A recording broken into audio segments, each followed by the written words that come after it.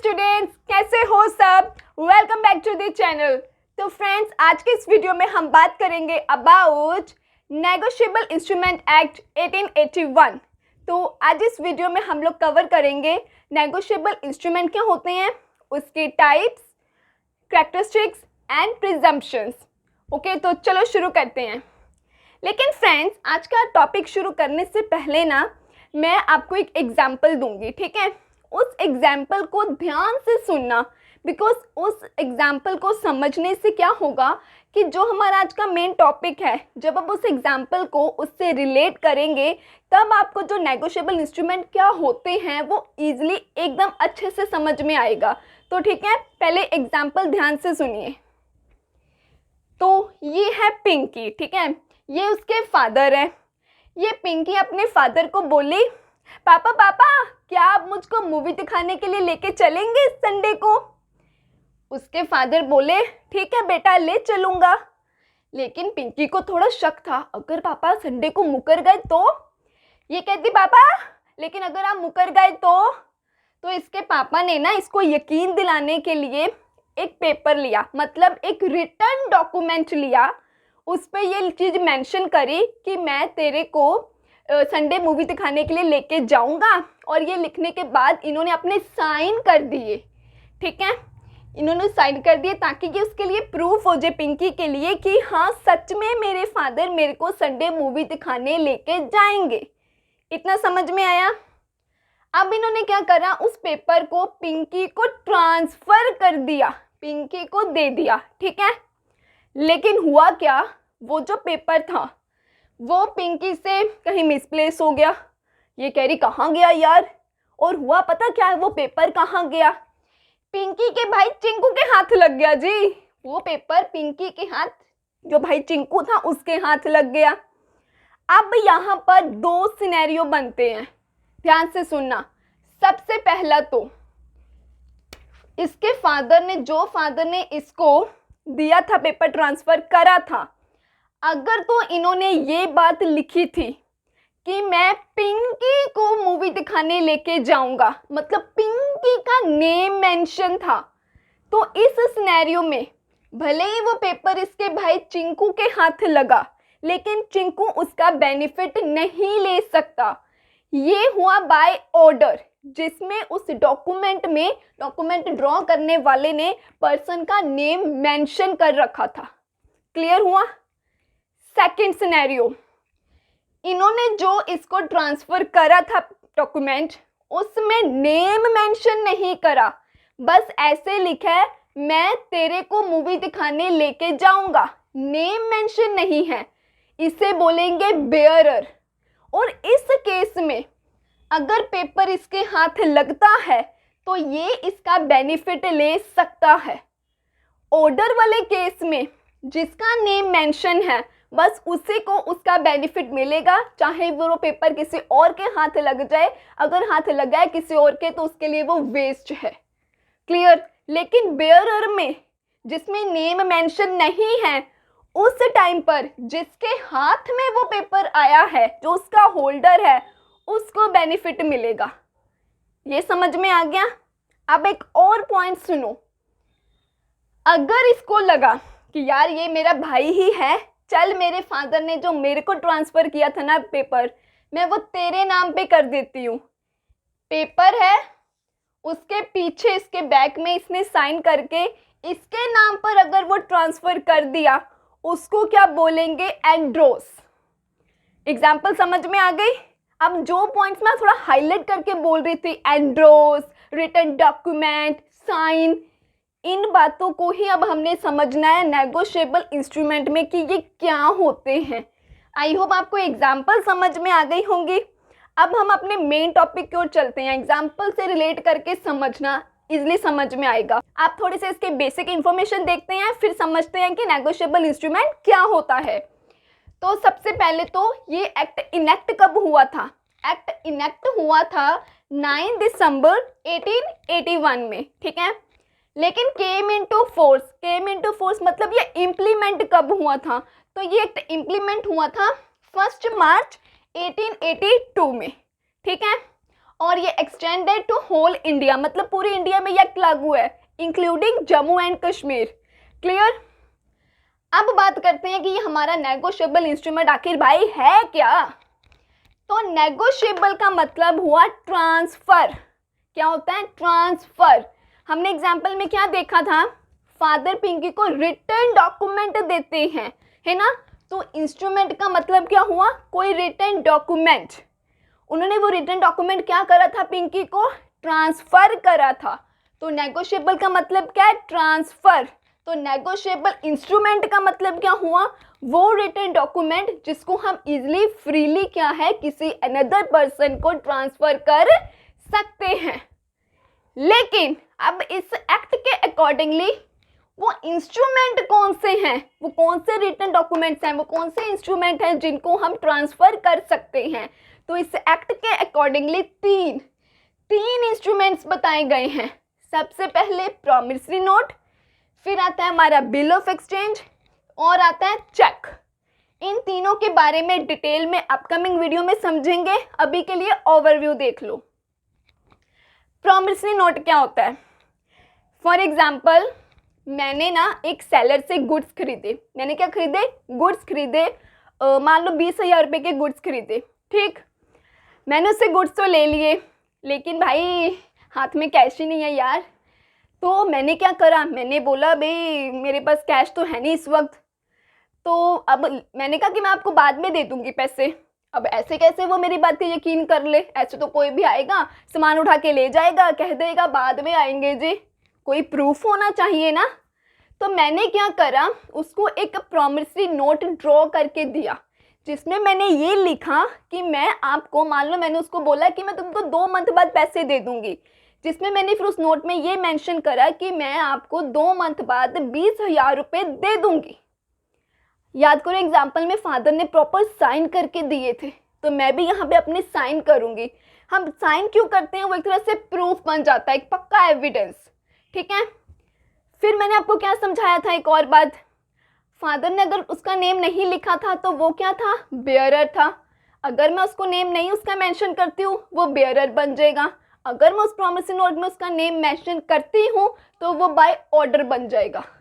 ठीक है, समझ में आया प्रॉमिसरी नोट क्या होता है। नेक्स्ट है बिल ऑफ एक्सचेंज। अब बिल ऑफ एक्सचेंज में भी यही एग्जांपल लेके चलते हैं। फॉर एग्जांपल मैंने एक सेलर से, बोर्ड पे देख लो थोड़ा अच्छे से समझ में आएगा, ये कोई और पर्सन है। ठीक है, ये एक ए पर्सन है, ये एक सेलर है। ठीक है, ये ए पर्सन है, ये सेलर है। ठीक है, इसने इस सेलर से क्या खरीदे? गुड्स खरीदे 20,000 रुपये के।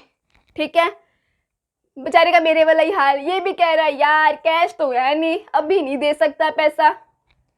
अब सेलर कहता है यार अगर ये कल को मुकर गया तो यहाँ पर अब सेलर ने, प्रॉमिसरी नोट में मैं बायर थी ना, तो वो नोट मैंने तैयार करा था। यहाँ पर बिल ऑफ एक्सचेंज में क्या है? ये सेलर तैयार करेगा, ये बिल ऑफ एक्सचेंज ड्रॉ करेगा और इसको बोलेगा कि तू 2 मंथ बाद मुझे 20,000 रुपये देगा। अगर तेरे को ये एक्सेप्ट है भाई, ये उसको यहाँ पे क्या ऑर्डर दे रहा है। अब यहाँ पे सेलर बायर को ऑर्डर दे रहा है कि तू फिर प्रॉमिस कर मेरे को, मतलब 20,000 रुपये जो है तू 2 मंथ बाद मेरे को पे करेगा। अगर तो तेरे को ये मेरा ऑर्डर एक्सेप्टेबल है तो साइन कर दे। अब इसने इसको बिल ऑफ एक्सचेंज बनाकर दे दिया। अगर इसको ये बात माननी है कि ठीक है मैं तेरे 20,000 रुपये तेरे को 2 मंथ बाद दे दूंगा, तो ये उस बिल ऑफ एक्सचेंज पे साइन कर देगा। ठीक है, नेक्स्ट आता है चेक। चेक तो आपको पता ही है, अगर आपके हाथ में कैश नहीं होता है तो हम सामने वाले बंदे को चेक काट के दे देते हो कि भाई बैंक से पैसा ले आ, या बैंक तेरे अकाउंट में डाल देगा, है ना। इन शॉर्ट अब तक आप क्या समझे? यहाँ पर कैश नहीं है हमारे पास, तो मतलब जब हमारे हाथों में इमीडिएटली किसी को कैश देने के लिए नहीं होता है, उस वक्त पे हम ये जो इंस्ट्रूमेंट्स हैं ये ड्रॉ करते हैं और हम ये पर्सन को ट्रांसफ़र कर देते हैं। एक तरह से ये हम क्यों ड्रॉ करते हैं? प्रूफ रहता है कि हाँ इतने मंथ बाद, 2 मंथ बाद, 6 मंथ बाद हम क्या आपको आपका पैसा दे देंगे। तो समझ में आया नेगोशिएबल इंस्ट्रूमेंट क्या होता है? वो इंस्ट्रूमेंट, और इस एक्ट के अकॉर्डिंगली यही 3 इंस्ट्रूमेंट्स हैं, ये रिटन डॉक्यूमेंट्स जिनको इजीली किसी और को ट्रांसफ़र कर सकते हैं।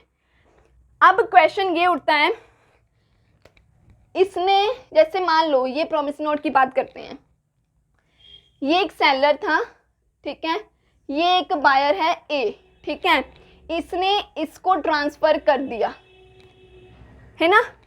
क्या आगे ये किसी और को फर्दर ये नोट ट्रांसफर कर सकता है? बिल्कुल कर सकता है। हमने एंडोर्स की बात भी करी थी, राइट। एग्जाम्पल में कुछ याद आया? तो ये फर्दर आगे किसी और को भी ट्रांसफर कर सकता है। मान लो इसने इससे गुड्स ली थी, इसके पास पैसा नहीं था, इसने इसको प्रॉमिसरी नोट थमा दिया। अब इसने इस बंदे से लिया सामान, इसके पास नहीं था कैश, तो इसने वो प्रॉमिसरी नोट इसको दे दिया। ये आगे फर्दर किसी और को दे सकता है, लेकिन कब तक? जब तक उस जो वो डॉक्यूमेंट है उसकी मैच्योरिटी नहीं आ जाती। फॉर एग्जाम्पल वो प्रॉमिसरी नोट लिखा था 2 मंथ के लिए, क्या कहा था इसने कि 2 मंथ बाद मैं तेरे को पैसा दे दूंगा। मतलब उस नोट की जो मैच्योरिटी है वो टाइम पीरियड 2 मंथ तक का है, तो उस 2 मंथ के विद इन कोई भी ऐसे आगे के आगे ट्रांसफ़र कर सकता है। लेकिन मैच्योरिटी ख़त्म होने के बाद फिर तो भाई पेमेंट करनी ही पड़ेगी, फिर फर्दर ट्रांसफ़र नहीं होगा। तो आई होप ये आपको समझ में आ गया होगा। एक बात और, सेक्शन 13 जो है वो प्रॉमिसरी नोट की डेफिनेशन देता है, ठीक है। तो जो मेरे ऑलरेडी व्यूअर्स हैं उनको तो पता ही है कि हम एंड में सभी सेक्शंस को निमोनिक से लर्न करते हैं। आज भी जो सेक्शंस हैं हम वो निमोनिक के थ्रू लर्न करेंगे, तो वीडियो को एंड तक जरूर देखें, ठीक है। आई होप समझ में आ गया होगा सबको कि नेगोशिएबल इंस्ट्रूमेंट क्या होता है। अब बात करते हैं इसके एसेंशियल फीचर्स और कैरेक्टरिस्टिक्स ऑफ नेगोशिएबल इंस्ट्रूमेंट। सबसे पहले पॉइंट है हमारा रिटर्न, कि ये क्या है, रिटर्न फॉर्म में होने चाहिए।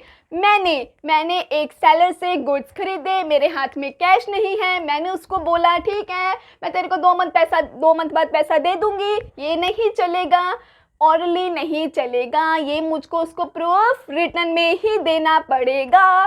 So it must be in return.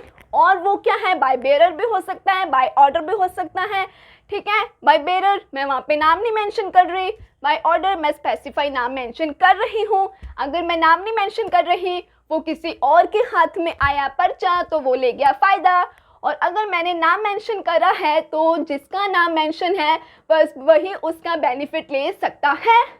अब इस बात की एक एग्जाम्पल सुनो। फॉर एग्जाम्पल मैंने एक चेक बनाया, ठीक है, पिंकू को देने के लिए। उसमें मैंने पिंकू का नेम मेंशन नहीं करा, वो हाथ लगा चिंकू के।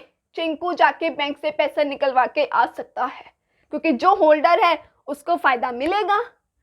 मैंने पिंकू के नाम पे चेक काटा, पिंकू का नाम लिख के काटा, चिंकू के हाथ में लगा चेक, पैसा नहीं ले सकता, बेकार उसके लिए वो चेक।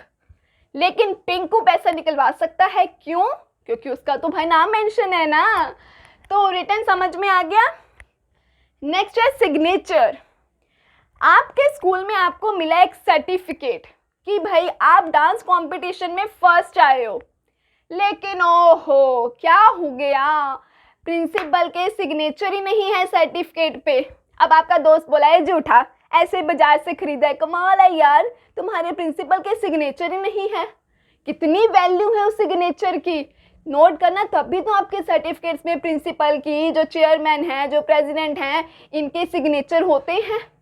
तो इसी तरह ये जो डॉक्यूमेंट्स भी है, अगर वो ड्यूली साइंड नहीं है तो वो ऐसा एविडेंस इतना नहीं माना जाएगा। समझ में आ गई इंपॉर्टेंस इसकी कि सिग्नेचर क्यों ज़रूरी है? आई होप आ गई होगी। अब थोड़ा ध्यान से सुनो, पहले 2 पॉइंट में थोड़े हंसी मजाक में बोले हैं, अब थोड़ा सीरियस हो जाओ। तो थर्ड पॉइंट है होल्डर से title free from defects.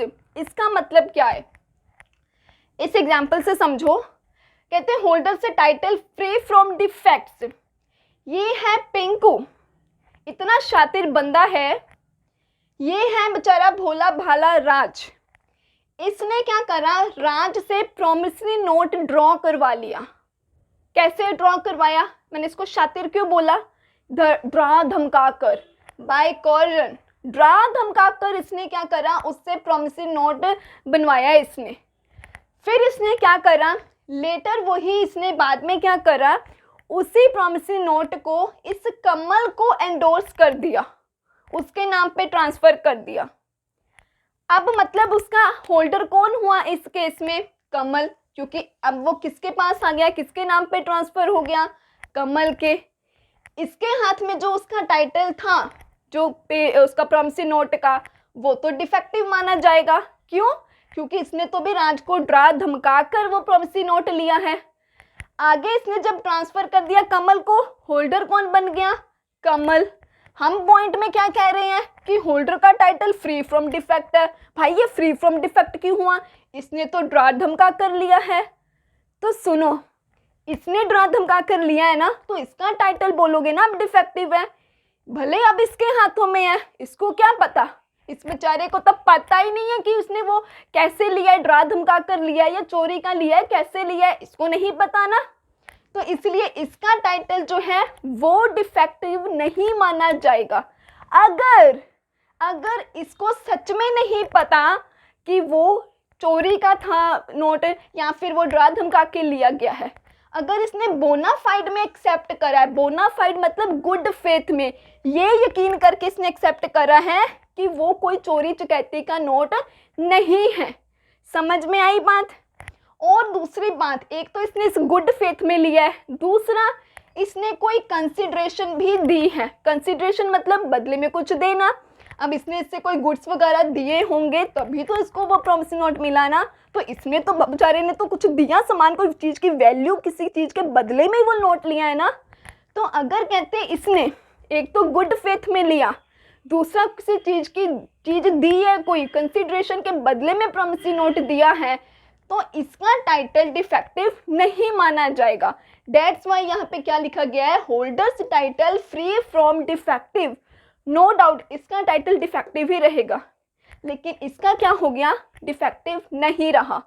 That's why कल को अगर ये मुकरता है इसको पैसा देने से, तो ये इसके पास राइट है कि ये उसके ऊपर केस कर सकता है, क्योंकि इसने पहली बात कोई चीज़ दी, उसको कुछ वैल्यूएबल चीज़ दी तभी इसको प्रॉमिसरी नोट मिला। दूसरा, इसने तो भी इस पर विश्वास करके लिया था, इसको क्या पता था ये डरा धमका के लेके आ रहा है। ठीक है, इसीलिए अब यहाँ पर इसको क्या है, इस बंदे को इसे पैसे देने ही पड़ेंगे जब मैच्योरिटी आएगी। बात समझ में आ गई कि इसका टाइटल डिफेक्ट फ्री क्यों माना गया है? आई होप समझ में आ गई होगी, लेकिन फिर भी कोई डाउट होगा तो कमेंट सेक्शन में पूछ सकते हो। आई मीन नेक्स्ट है right to sue in his own name. एक तो यही केस बन गया आपके सामने कि इसके पास पूरा राइट है कि इस पे केस कर सकता है। दूसरा, नॉर्मली भी अगर मान लो इसका टाइटल भी चंगा भला होता, इसने इसको प्रॉमिसरी नोट दिया होता और जब उसकी मैच्योरिटी डेट आ जाती, मैच्योरिटी डेट बोले तो इसने आज कितनी तारीख है, 15 मई, 15 मई को प्रॉमिसरी नोट ड्रॉ किया, क्लियर। 15 अगस्त ये प्रॉमिस करके कि 15 अगस्त को पेमेंट कर दूंगा, 15 अगस्त बीत गई लेकिन इसको पैसा नहीं मिला, राइट है इसके पास कि उसके ऊपर केस कर सकता है। समझ में आई? अगर एक बंदा दूसरे को प्रॉमिसरी नोट देता है, ठीक है, और बाद में मुकर जाता है मैं नहीं पैसे दे रहा, तो जिसके पैसे मारे हैं ना, हक है भाई तुम्हारे पास, कर दो केस उसके ऊपर। ठीक है, नेक्स्ट है अनकंडीशनल। अब इस पॉइंट को थोड़ा मजे से समझते हैं कि ये अनकंडीशनल क्या है। तो सुनो, अनकंडीशनल ये ना एक पर्सन है, ठीक है, मतलब एक बायर है, ये एक सेलर है, ठीक है जी। ये कौन है? सेलर है। ये कौन है? बायर है।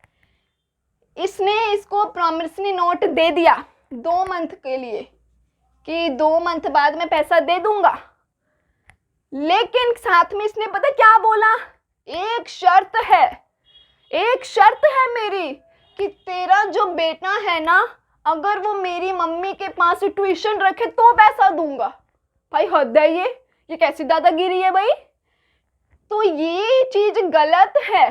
कोई शर्त नहीं रखनी कि ऐसा होगा तो ही पैसा मिलेगा, नहीं। क्लियर? नेक्स्ट है सर्टेन सम ऑफ मनी। अब ये भी सुनो, इसने मान लो इसको प्रॉमिसरी नोट दिया या फिर मान लो चेक दिया, है ना। इसने क्या करा, बोला कि मैं ना तेरे को एक काम करता हूँ, 2 मंथ बाद पैसा दे दूंगा।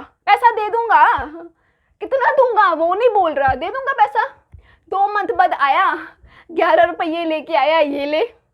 ये बेचारा देख रहा है, ये क्या 11 रुपये, वो कह रहा मैंने तो बोला था पैसे दे दूंगा, कितने दे दूंगा, मैंने कब तक को बोला था। तो ऐसा नहीं होना चाहिए, ठीक है। पेमेंट इन मनी, अब पेमेंट मनी में करनी है भाई, यहाँ पे पैसा बोलता है। मैंने एग्जांपल में आपको मूवी की बात करी थी, वो सिर्फ थोड़ा सा आपका शुरुआत में इंटरेस्ट बनाने के लिए, बाकी ये डॉक्यूमेंट्स मूवी शूवी देखने के लिए नहीं होते, यहाँ पे पैसा ही बोलता है, ठीक है। तो पेमेंट इन मनी, अब ये मान लो इससे ना 25,000 की गुड्स ले गया, फिर आया 2 मंथ बाद, ये ले तू 25,000 की सब्जी ले ले, तू 25,000 के फ्रूट्स ले ले, ये क्या बात बनी भाई। यहाँ पे बार्टर सिस्टम नहीं चलेगा, यहाँ पे पैसा ही चलेगा, ठीक है। नेक्स्ट है प्रिजम्पशंस। प्रिजम्पशंस, अब प्रिजम्पशंस में आता है सेक्शन 118, वीडियो के एंड में सेक्शन भी याद करेंगे। प्रिजम्पशन क्या है कि कोर्ट एज्यूम करके चलती है। क्या एज्यूम करके चलती है, फर्दर हम आगे डिटेल में वही इसी पॉइंट को डिटेल में हम करने लगे हैं। सबसे पहले प्रिजम्पशन आती है कंसिडरेशन। तो मेनली याद रखना, यहाँ पे हम सब कुछ सिर्फ प्रिज्यूम ही करना है हमने, ठीक है। तो क्या है कि अगर कोई केस करता है, ठीक है, और जब तक उसकी वो बात साबित नहीं ना हो जाती, तब तक कोर्ट कुछ चीज़ें हैं जो वो एज्यूम करके चलता है कि ऐसा ही हुआ होगा। तो वो क्या एज्यूम कर रहा है, अब हम वो पढ़ते हैं, ठीक है।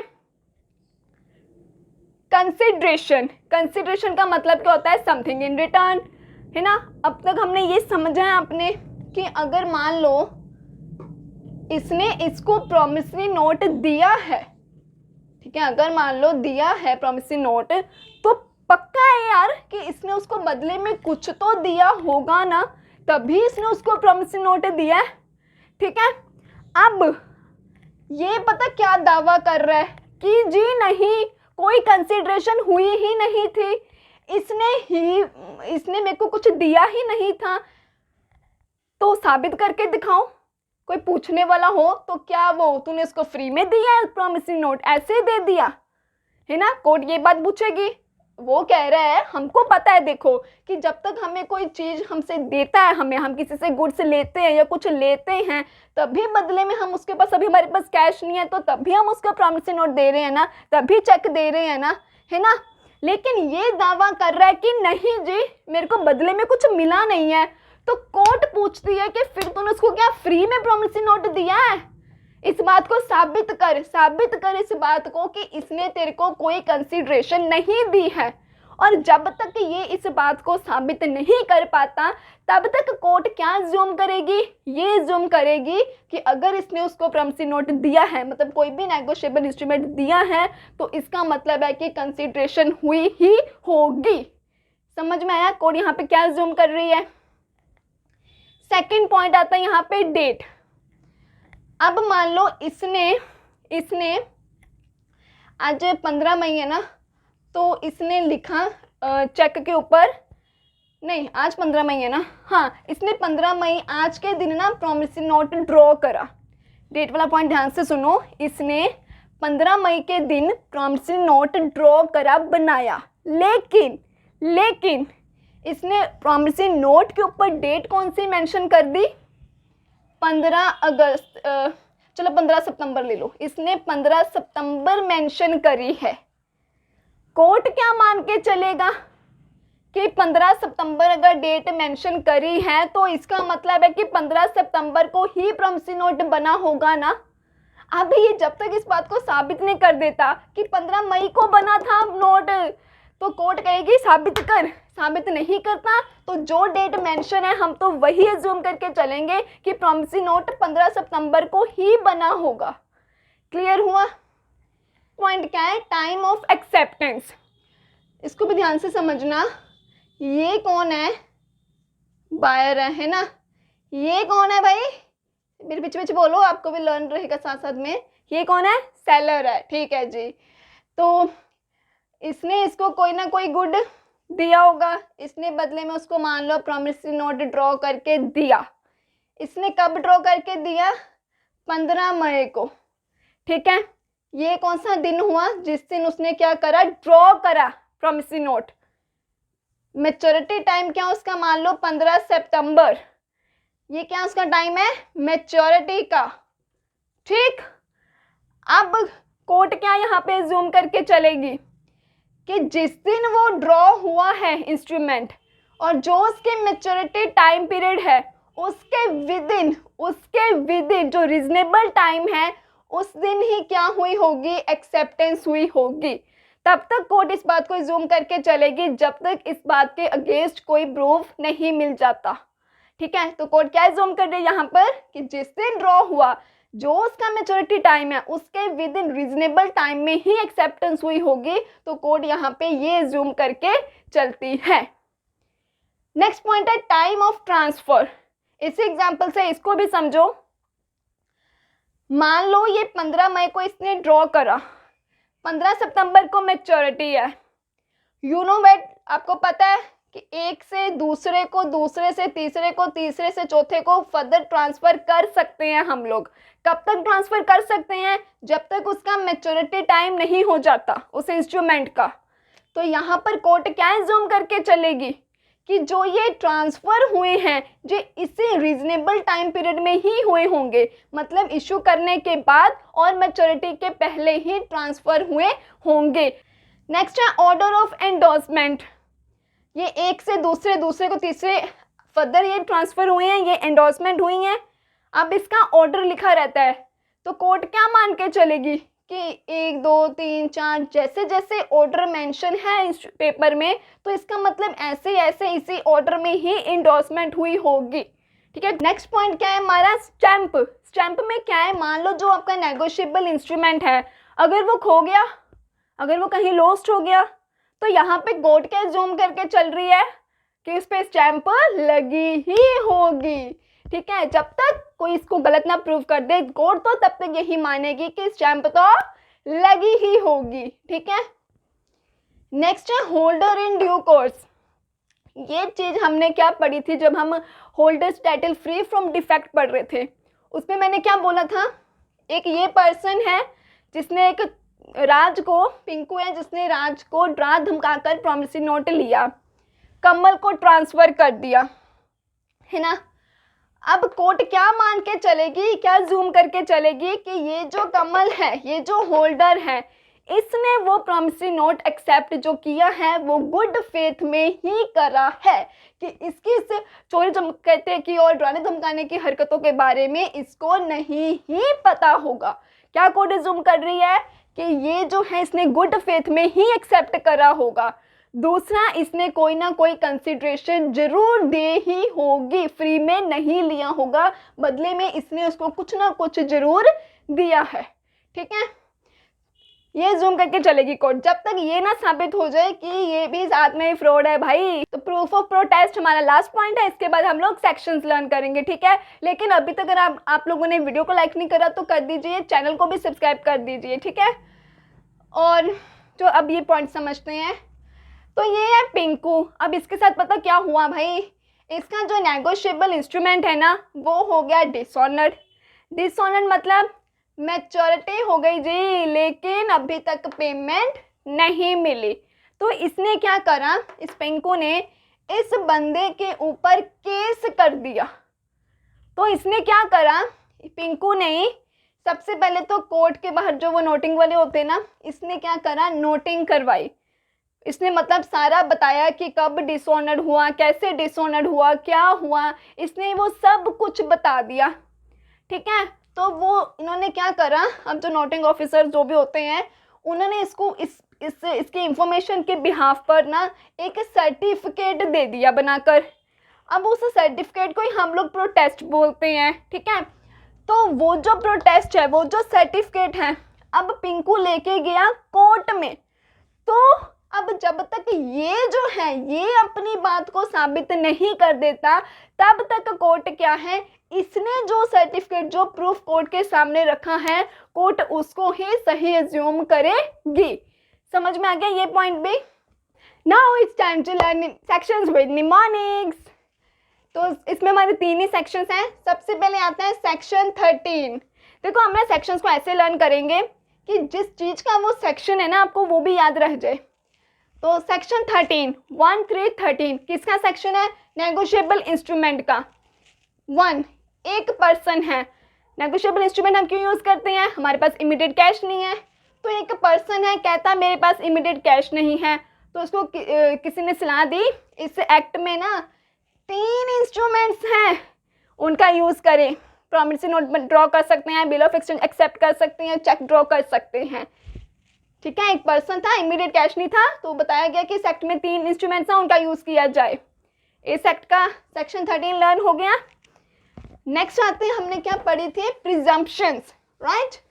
प्रिजम्पशंस का सेक्शन क्या है, सेक्शन 118।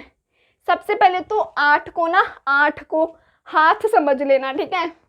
तो प्रिजम्पशंस में हमने क्या पढ़ा था, एक क्या करता है, केस करता है, एक पर्सन और होता है जो जिसके अगेंस्ट वो केस होता है। ठीक है, एक पर्सन केस करता है, एक और पर्सन होता है जिसके अगेंस्ट केस किया जाता है। तो यहाँ पर कोर्ट भी होती है। कोर्ट क्या कहती है, जब तक तू अपने आप को सही प्रूफ ना कर दे, खबरदार अगर इसको तूने हाथ भी लगाया तो लड़ाई नहीं करनी है, तू सही है, ठीक है, खुद को प्रूफ करके दिखा। ठीक है, तो इसका सेक्शन भी लर्न हो गया। अब हम करते हैं प्रूफ ऑफ प्रोटेस्ट का सेक्शन लर्न। उसका सेक्शन क्या है, सेक्शन 119। प्रूफ ऑफ प्रोटेस्ट में क्या पढ़ा था हमने, क्या होता है, डिसऑनर होता है ना। एक पर्सन है जो ये कहता है कि डिसऑनर हुआ है मेरा नेगोशिएबल इंस्ट्रूमेंट, एक और पर्सन है जिसके अगेंस्ट ये बात उठाई गई है कि भाई यही था वो जिसके अगेंस्ट केस किया गया है। तो इससे पूछा गया क्या आपने ऐसा करा है, ये बोलता है ना, इनको नो बोलते ना, नो मैंने नहीं करा ऐसा कुछ। वो तो बेचारे रोने लग गए यार। तो समझ में आया, एक वो था जो कह रहा है कि डिसऑनर हो गया, एक वो है जिसके खिलाफ वो बोल रहा है ये। तो जब उससे पूछा गया, जिसके अगेंस्ट बोला गया, वो कहते नो ऐसा कुछ नहीं हुआ है। तो कोर्ट कहते प्रूफ करके दिखा बेटा, रो मत। ठीक है, तो ये भी सेक्शन लर्न हो गया। तो आई होप आपको आज का टॉपिक अच्छे से क्लियर हो गया होगा, लेकिन फिर भी कोई डाउट है तो आप बेझिझक कमेंट सेक्शन में पूछ सकते हैं। ठीक है, इसके अलावा अगर आप इंस्टाग्राम पे भी मैसेज करके कुछ पूछना चाहते हैं तो वो भी आप पूछ सकते हैं टॉपिक के रिगार्डिंग। ठीक है, और वीडियो अच्छी लगी तो लाइक कर देना, फ्रेंड्स के साथ भी शेयर कर देना, एंड ऐसे और वीडियो सीखते रहने के लिए चैनल को सब्सक्राइब जरूर करें। Thank you so much.